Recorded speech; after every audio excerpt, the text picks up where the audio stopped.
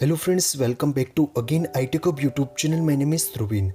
Here in this video I will show you how to turn off and disable keyboard sound on iPhone 16, 16 Plus, 16 Pro and 16 Pro Max users. In my iPhone I went to disable and turn off keyboard sound. Now this question is what is the process for that? My iPhone is not latest model but still I will show you solutions. For that, now first of all open the settings app. Inside the settings app, scroll down and find out the sound and haptics options. Now the simple tap on the sound and haptics. Inside the sound and haptics, whenever you tap on it, here scroll down and find out the keyboard feedback options available.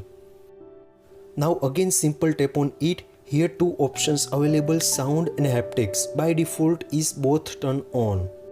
Now one by one please make sure turn off the toggles. This simple way to you can easily turn off and disable keyboard sound on iPhone 16 series.